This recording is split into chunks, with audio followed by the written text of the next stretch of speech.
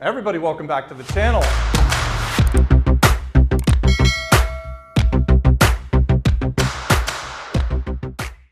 Today we're talking about everything entrepreneurship, starting a business in Puerto Rico, and why, if you are an entrepreneur, Puerto Rico is the very best place for you to start a new business or buy a business. And we're going to talk about opportunity zones.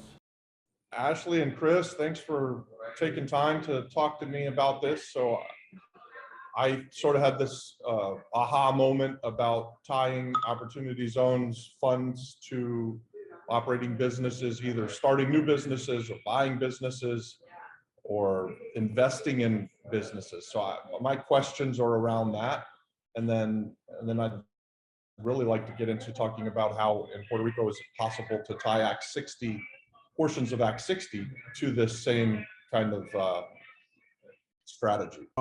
Robbie, and I guess this is a question, and this is kind of maybe a bigger question, is like, other than the hospitality side of things, which is probably, I mean, that's definitely not really the operational side of the house, right? You got necessary projects under Act 60, and then you've got the benefit of exporting services back, right? To, if you've got activities that are happening outside of Puerto Rico, then that's the benefit of it. And, you got the necessary thing that's the 25% for like projects and that kind of drill. But I don't know, I'm not in, part of the issue is I'm really not an Act 60 expert. So yeah. I don't really know how Act 60 has extra perks for operating businesses. I mean, so that's one of the maybe deficiencies here that, I don't know, we just got to be cognizant of. Take the Young Entrepreneurs Act, for instance, which is a part of Act 60. And that means anyone who's under 35 years old can start a brand new business and they will earn their first $500,000 in profits tax-free. Okay. And it could be any, they could have a bicycle shop or a tourism company. And if I would think that it stands to reason that if they set it up in a way that they used capital gains money through their own personal opportunity zone fund that they set up ahead of time, that they would get the benefit of the first $500,000 coming off as revenues tax-free, and their business grows over a 10-year period of time. And then when they liquidate the business, they now get all of the upside tax-free. So there would be some window at some point where they're making revenues that are taxable, but they would have this, it's a 4-year window or the first $500,000 where they pay no income tax at all through the Young Entrepreneurs. And that's $500,000 a year? It's a $500,000 one time. So total. If it's $500,000 in the first year, then you're done. If it lasts over a 3 or a 4-year period of time, once you reach the $500,000, then you start paying taxes. It's too bad we all crossed that 35-year-old threshold a little while ago. Yeah, we don't qualify for it, but just a second ago. A lot of the pushback that we get in Puerto Rico with Act 60 is what was formerly Act 22 not being available to local Puerto Ricans. So I've tried to address that on our YouTube channel, where I point out that things like investing in opportunity zones is available to everybody. So anybody who has a capital gains can take advantage of this. And this is just kind of to further that. Definitely anybody can, all you have to do is be under 35 to take advantage of the Young Entrepreneurs Act. I mean, that's a pretty easy thing to be. You either are or you aren't. Yep. And again, then investing inside of the island in an opportunity zone just seems like you'd be able to couple those. I'm not sure, but I think we could. Well, so that's just it, right? Is it inside of the opportunity zone program that you can absolutely couple it with almost any other tax incentive program that's out there. So you can bring it in with new market tax credits. You can bring it in with historical tax credits. You can bring it in with affordable housing deals. You can stack incentives, from grants, government grants, and other types of things that are out there. So I can't imagine that there's not a way that you couldn't stack the Young Entrepreneurs incentive on top of opportunity zones. Now, the the only one that I'm aware of that you can't stack is that you can't do a 1031 and an opportunity zone at the same time. Now, you can ultimately 1031 inside of your opportunity zone after you have an event, but you can't stack. You got to make the election either one on the front end. So Okay. I got to believe that, you know, inside of the Young Entrepreneurs Act and pretty much everything else that's available under Act 60 is that could be layered on top of the opportunity zone benefit. So one of the techniques that we've used inside of, you know, kind of the operating business front is that, and this would be interesting, is that we've used Section 1202 in order to kind of come up with another interim, I guess, you know, period of time if somebody doesn't want to wait the full 10 years, to where they can utilize Section 1202 to get up to $10 million of gain, or 10x their initial capital investment. And they only have to wait 5 years for that one. And so this could be an interesting addition to that, relative to, you know, even that first, right, kind of way. And, you know, and fledgling businesses, the last thing they need is to be able to, you know, to be paying taxes, because most of them are plowing money back into the business. And so, you know, it's like that phantom gain that you get where you're having to write a check to the government, notwithstanding the fact that you're plowing all the cash back into growth, and you don't really, you know, you're showing a profit on paper, but you're really not you're not putting that money into your pocket because you're needing it for growth. Right. Robbie, can I chime in here for a second too? And Ashley, it's amazing to have like our both perspectives in on this, like from a legal deep dive standpoint, and also like from an overarching, because I'm seeing like a ton of different operating businesses and potentials in Puerto Rico. I mean, we set up OZworks Group, Robbie, as a QOZB, Ashley, myself, and Jimmy Atkinson, right? So we set up our fund. We all had a gain, but nominal, right? Because it's a startup, and it's an online remote based company. Now, everybody needs to be held into these compliance rules. And one of the challenges is that, you know, there's all these different asset tests. And so for a remote company, it can be a little bit challenging, but it's incredibly beneficial. So a lot of people are asking me, like, can you just tell me what's the benefit of being an opportunity zone business, right? And so the big one is, you know, the appreciated value, right, of the business over time. In 10 years, if you make that commitment and you hold it, then, you know, for our nominal investment into this startup company, we have exponential, you know, Robbie, you said on our webinar yesterday, like 1,000x, right? Yeah. A property is, let's just be real, it's limited by the location, the physical footprint, the walls, the floors, where a company, you know, strategically positioned as an opportunity zone business can pay no capital gains tax on the appreciated value of the business over that hold. So like that's where I think your aha moment was, right, Robbie? Sort of, yeah, exactly. And thinking about how you prepare for retirement at the end of life, and we often invest into things like IRAs, and we invest this pre-tax dollars, and we're deferring that tax until the end. But sort of the aha moment was to invest in a business that you control with pre-tax dollars, so you don't pay the capital gains tax now. You push it off. You grow this business over a 10 or a 20-year period of time. When you're ready to call it a day and liquidate, you then sell, and now you've pulled in, you know, millions of dollars potentially, and had no tax whatsoever. I mean, it is just so much better than any other vehicle that I've ever heard of. And you know, I've got IRAs, I've done 1031 exchanges, we've done the self-directed IRA, 401k, all of those things are great. And we know everybody uses them, but this is so much better. And I'm just trying to wrap my head around how we do that, and how to encourage people to just take a little bit of extra time to set things up right ahead of time. And especially in Puerto Rico, since it is easier to be in compliance here than it is potentially where you or Ashley are from, right? So Yeah, particularly it's on the hard to be out of compliance here. Yeah. Well, so and particularly as it relates to your employees, right? And doing Yeah. business in an opportunity zone. So Exactly. that's kind of the unique thing about Puerto Rico is that you literally have a pocket that's about this big, and everywhere else, and anybody, anywhere anybody would be working on the island would basically be considered an opportunity zone, except for that small pocket.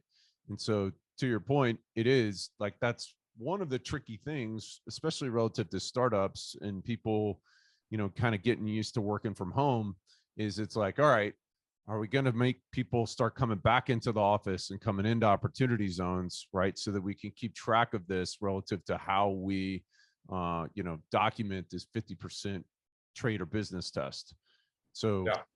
Puerto Rico presents a fantastic opportunity for that. I mean, one of the things that I'd love to see, and this is actually what spawned the conversation with Chris relative to the creation of OZworks Group, is I was like, hey, listen, I want to be the Upwork for opportunity zones. I want to have a network of people that want to do gig work that are located in opportunity zones, and then plug them in with companies that need workers. And so certainly in the context of anybody that's in Puerto Rico that's offering their services, they now classify as, somebody that could be considered part of that 50% income test.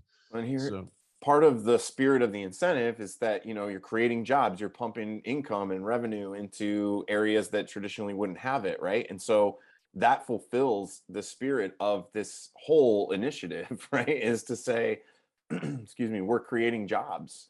And that's what an opportunity for Puerto Rico right now that I've been trying to explain to people for a while, right? To say like, hey, pull together your talent and service these OZ companies that can grow. You're checking off a huge box for a company that wants to start. I mean, one of the things that I do want to say is that I just bumped into this group that wanted to like buy companies, right, and then move them into opportunity zones. And so, Ashley, like you see this all the time, right? It's like someone that buys a property, does it all wrong, and then says, well, why can't I get my benefit? And that's one of the things, Robbie, that I appreciate that you're doing, is that you're making this information available, because people need to figure this out, strategize ahead of time. The whole benefit of the OZ incentive is on the exit. So the companies that should do this, right, Ashley, you can back me up here or correct me if I'm wrong, but like you want to have a vision for exit, right? And you want to have a vision for scale. So this isn't a good model for like, one grocery store, right? A mom and pop. But if that grocery store has a couple locations in and around San Juan and Luquillo, right? And they have the potential to franchise or grow that, they could sell a portion of the business operations that they currently have, create a gain, roll that gain into a new structure that's going to be the franchise version. And now you've got equity. And that's how you talk about someone being able to actually participate in the incentive versus just like receiving capital. Now they have some equity in it as well, and they can exit in their plan without paying the capital gains on the growth. So like this is big stuff that's really, Ashley, I don't know, it's not really happening versus the like, hey, let's just go buy some companies and try to put the round peg in the square hole, right? Sure. Well, so I think that I probably had one of the first roll-up funds out there on the street. That was how I actually got my entry into opportunity zones, is that I was like, all right, we're going to do a product. And so I partnered with this construction cladding business. And this guy had 3 separate people who were in the process of retiring. And he was like going to buy their businesses, and then he was going to move them into opportunity zones. And it was particularly conducive, namely because it's kind of a construction business and they can be in an industrial area, and it just worked. It worked really well. And we could locate their employees and their assets and that kind of thing in a zone. Unfortunately, our timing was we were too early, right? So the final regs hadn't come out, and nobody was comfortable doing operating businesses at that point in time. But the concept's fantastic. And, I've continued to harp that, if you're starting a business or you're certainly contemplating any kind of roll-up strategy or that kind of thing, you're crazy not to be doing that inside of an opportunity zone.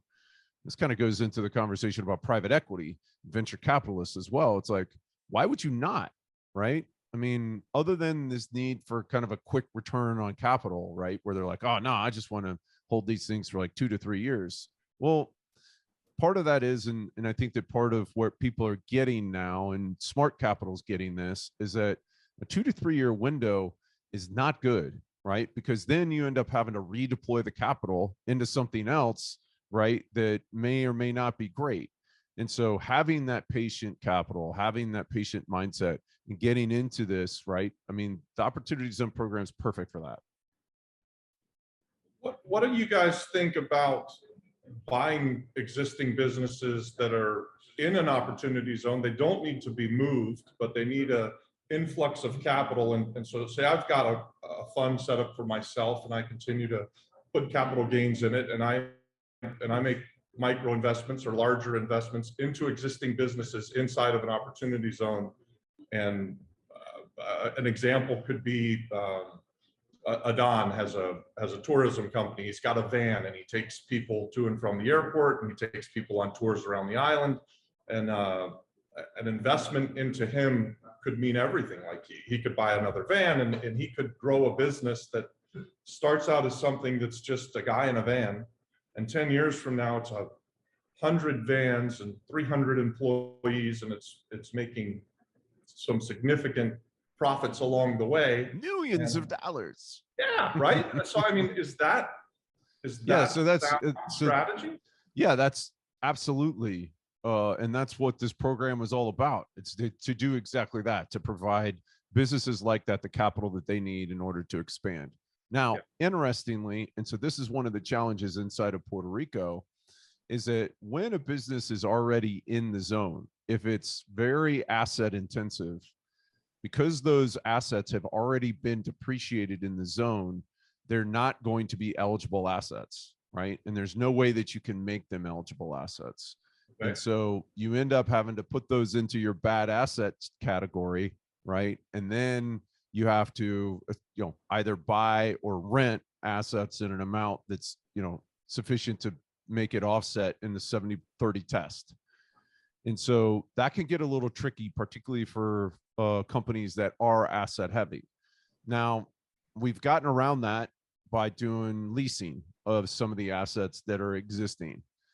The challenge with that is that when you're leasing personal property, you end up having to acquire an amount equal to that amount in order to make that a good asset. So you can't cure it completely with a lease, but you can utilize a lease as a way around it. And we've done that, and we've done that in circumstances where we're like, all right, there's no way that we can afford to buy 70% of these bad assets. So we're going to lease these to the business because they're crucial for the operation. And then we're going to buy some new assets, but then we're going to specifically acquire assets in an amount that equal what the net present value of that lease is. And I also want to be really clear, because there's a lot of misinformation out there, right? And so many people are saying, well, I have this property in a zone, or I have this business in a zone. Don't I just get the benefit? And it's like, nah, not even close. So check out all of your references and all these YouTubers and TikTokers that are like just saying, hey, I just bought this property and I'm all opportunity zoned. Because when they call Ashley and they say, hey, we've got all these things set up, just want to confirm, we've been doing it for a year. And he says, well, when did you set up your qualified opportunity zone fund? And they say, what's that? Right? That's an issue. So, and the other thing is, Robbie, that like in your example, this would benefit, like if you're investing in like Adan, right? And he's set up and he qualifies and everything is hunky-dory from a qualified opportunity zone business structure, right? So that you can invest in him. The benefit's going to be for you as the investor, not the business owner, unless the business owner creates a gain that goes into a fund that then goes into the business. So that's a critical thing to understand as a business owner, that it's always going to benefit. You have to be an investor in the company. You can't just be the person. Via capital gain. Yeah, it has to be a capital. So let's continue with the example. If Adan's got a van right now that he's using, and he then sells the van, creates a gain, and then we go out and buy new vans to grow the business. He could set up his own self-directed opportunity zone, takes the $5,000 and funds it. And now he invests back into his business, and we buy 2 brand new vans. Well, it also solves the problem about us having that old asset as a bad asset. That's exactly what I was thinking, right? And Robbie, Adan, who is a Puerto Rican company in an opportunity zone, is now involved in the exit generational wealth component of this whole thing. Correct. And that's what I just can't stress enough, that anyone who is, I think it's easiest when starting a business, right? But even if you have an existing business or if you're able to buy a business here, you just have to set it up right ahead of time. So they should reach out to you and have like a session where you guys coach them through how to do that, or maybe they even pay you to set it up for them. How would they get a hold of you guys for that kind of stuff? Do they call Ashley or do they call you, Chris? Or can I vouch for Ashley here and say that the best, most number one thing that you can do is set up a strategy call at OZPros, right? And I mean, in all transparency, I've been doing some of those with Ashley now, just to maximize and support the demand. And ultimately, the best case scenario is that he and the group takes a look at the strategy ahead of time before you get involved in all this. But I mean, me removed, Ashley has set up this amazing version that a lot of our members in OZworks group come in through of a done with you package where the whole structure is set up and turnkey. And so, but the first thing I would say, right, Ashley, is like, get the knowledge, like do all the research that you want to do for free, and then pay the $250 or $300, whatever it is now, and get a one-on-one assessment or even a group assessment, right? To like plan out your strategy well ahead of time. That's my take on it. And, and I'll go with a plug right back to you, Chris, that, that if for whatever reason and one of the best things, I was talking about this today, is that our process and our package is a done with you package, because we can, I kid around that I'm the OZ Sherpa or whatever. And some people give me, they gave me a hard time. I think somebody even sent me a hat, but which I need to wear the next time. But what a Sherpa does and what we do is we guide people on the journey. We make sure that you understand what you're getting into. We make sure that you have a good view of the map about the path. We make sure that you understand the dangers along the path. And then we effectively provision you with the resources that you need in order to get up there, and we walk with you. But at the end of the day, you got to climb the mountain, and you're the one that's going to ultimately be doing this. And so that's what we have tried to design our process. Part of that is, and if, probably the fastest way, to Chris's point, is just jump on a call, right? And so that's what we do on those calls, is we're like, okay, let's hear what you're talking about. I can kind of usually pick up like where your knowledge is, and I can educate along the way, and then we can come up with a plan and a formula and a strategy and go forward. If you're not ready to do that, jump into OZworks group, which is a fantastic network of folks that are all in the same journey. We're all heading up that mountain together, and the collective power of the pack is unbelievable. Also inside of there, we've got a full educational product that's available, as part of a membership tier inside of OZworks group. And so you can do videos, right? If you're kind of just into it, you can get basics inside of OZworks group, and it's a nominal fee, right? And you can really, really, flex that knowledge muscle that you're going to need as you go on this journey.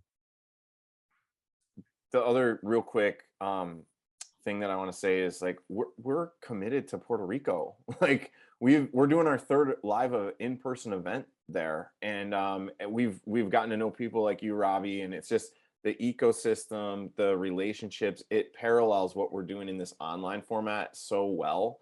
And I appreciate you being involved in our events and seeing some of your properties and just educating people to this extent. And so, it's awesome to, I want people to know, because this is a Puerto Rican driven content, right? That like, we are there, like we're boots on the ground. We have our own deals that we're participating in on the island. Like, this isn't just some, thing, although we have national reach, and that's part of the bigger resource that all, OZPros and OZworks Group and all of our people that are involved can provide, but like Puerto Rico's the real deal. And like we're a very practice what we preach organization or group of organizations. Like OZworks Group is a QOZB. Ashley and I are investors in that through our own capital gains. Like, we're doing it, and that's like something we talked about early on, is if we aren't going to practice what we preach, then why do any of this in the first place, right? So that's just part of the. That's right. Part of So Chris, can I bring up something you mentioned earlier, and you've said to me in other spots about, by design, opportunity zones must create jobs and they must improve where they go. And I think that that's such an important message for this island of Puerto Rico. And could you speak about that for just a few seconds there? Yeah, I mean, the social impact component is the spirit behind why this thing was created in the first place, right? I think we have a tendency as investors and capital, analysts to forget about that. And so, it is open and available to anybody. Like I think Ashley said, what was it like? I mean, compliance is necessary and required, right? But you don't have to get an invitation to do this. Like you can just go do it, right? You don't have to seek permission from anybody. Yeah, right. But yeah. But you have to be ready to build it in the right way. And so yeah, I mean, we're doing as much as we can to continue to spread education to OZ communities, and it's gotten a negative headline for a lot of different reasons, but on the ground, we talk with people on a daily basis that are doing projects in zones to elevate and enhance their communities. They just don't have a platform. It is creating jobs, and they're in it. They don't have a platform to be here on YouTube. Like they're busy building companies. And so one of the things we want to do is make sure that we're highlighting that it is been positive and impactful. So it's actually a really good point that you bring up, Robbie. And this is something that I try to bring in on every single strategy call that we do, because it's really important. And it's really important to us as a company at OZPros is, what's your impact story? So, there's, when they initially passed the legislation, there were some guardrails around it that had reporting requirements associated with the different number of jobs and that kind of thing. But it got really bogged down relative to how they were going to deal with the details. And they didn't have time to get that flushed through. And so they just took it out, right? Mm-hmm. And so as a result, that's kind of one of the things that's been why people started naysaying it from the get-go. This is just a plan for the rich to get richer and that kind of thing. But the intent of the legislation the whole time was this job creation piece and how you are going to positively impact the people that are inside of the zone that you're in. So one of the things, they took out the requirement inside of the legislation, but what they did is they gave this really, really broad power for the IRS to have for under substantial abuse. And so inside of that, this is where I kind of continue to talk about. It's like, hey, if you're just setting up a Bitcoin mining rig inside of an opportunity zone, and then you're planning on holding the Bitcoin for 10 years and then selling it as a way to get around capital gains, that's probably going to get hit with that substantial abuse stick. And so the question then becomes, is what's your impact story, right? So what are you doing? And so sometimes it could be tough to quantify that. And I know that they're working on that relative to the updated legislation and that kind of thing. And as they do, we'll be working with the resources to help people be able to put that information into their forms and that kind of thing. But the bigger piece is, what's your impact story? Like, what and who and how are you actually doing good in your community? And you need to have that dialed, right? And if you don't, then I encourage you to maybe tap the brakes a little bit and say, all right, why am I doing this? Is it just to line my pockets and to skirt around taxes? Well, if that's the case, then I think that there's certain ways that you can do that, but we're really interested in the people that aren't about that, and that they really are interested in using the legislation for what it was intended to do. I'm going to use a real world example, and it goes directly to somebody who's on this call. So Robbie, I heard through the grapevine, and I've actually been to one of your properties, the Surfing Turtle out in Luquillo. Yeah. That's an OZ project, or it's Yes. yeah. So, yeah. So I just want to let you know that a local Puerto Rican, I haven't told you this yet, but a group of people that I know that are local to Puerto Rico have mentioned your project as an incredible spark for that area, saying that location was in some disarray, and that they have seen personally the area around it grow to accommodate food trucks, local businesses that are food trucks, that are revitalizing that neighborhood in that small one property. And this is a real estate development, right? So Yeah. so I want to give you kudos and just tell you that like this is something that I've heard, and I've seen the property. I mean, I didn't see the area beforehand. I've stayed in Luquillo. I know what the area is like. And so you're doing something incredible there through an OZ project. That's just an example right there. Well, I certainly appreciate that. That's very kind of you. What's so cool about that project is that we took a building and it's surrounded by other buildings that are distressed, and we improved the building and we created jobs along the way. And I mean, the building's beautiful now. Immediately across the street now, there's a brand new coffee shop that people who stay at the Turtle go over and drink the coffee, and there's a restaurant next door to that wasn't there before we did the Surfing Turtle, and we've tried to send the people that are staying with us to these businesses. And I think just this kind of all ships rise in a rising tide, because we had the Surfing Turtle and because other people saw it, they started to say, hey, this area can get better. And it has. I mean, it's been rapid too, right? Like, so we're talking about within a year. I'm just telling you that right now I can think of my building or our building and at least two others that have improved. And then around the corner, another. So there's 4 or 5 buildings in this small area that have improved, where each one of them are creating jobs. And by the way, this is all local stuff. This isn't exactly. This isn't rich people coming in from the island and making huge investments for the rich to get richer. This is a guy starting a coffee shop and employing people, and just it's amazing. So I want to encourage people who are naysayers and sort of, you know, thinking that this isn't working, to go visit some places that are doing this, like the Surfing Turtle, and just see what's happening around them, right? Because that's organic, it's genuine, it's to the spirit of the incentive, and it's also financially beneficial to you who are investing, right? So like it's really incredible to see, and I want to commend you for that, because this came through my friends who are locals, who, not even knowing that I knew you this way, mentioned this to me. So you know, keep it up, man. Well, that's cool. Yeah. That is great. I will pass that on to the team, and I mean, everyone will be encouraged. That's awesome. Thanks. Yeah. Thanks so much. I want to stress again, and what Ashley said about the rich getting richer, and that is a problem that we have, but this is really for everyone. This is for a young man who can start a business with a few $1,000s, you know, 5 or 10 grand. He starts a business and it grows.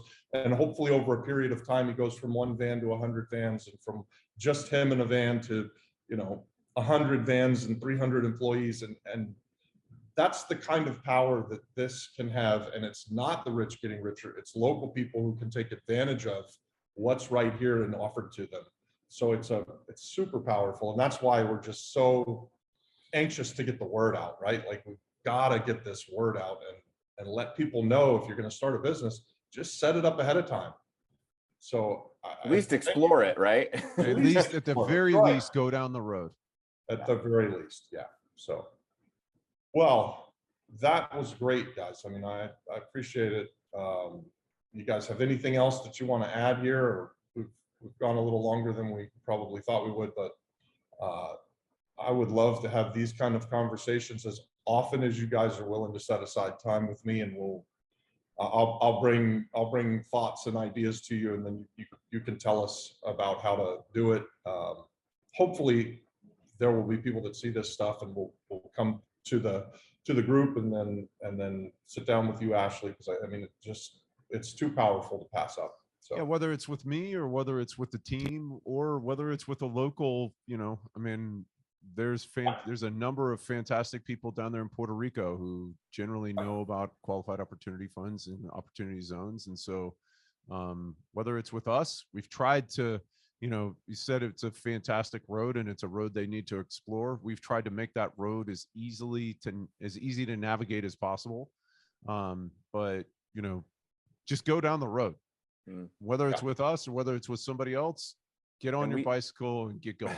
And we can connect people too. I mean, we have so many resources and friendships and ties to Puerto Rico. So if you need like a vetted referral or reference, like let us know. And I know this is evergreen content, but like we're doing our 3rd in-person event.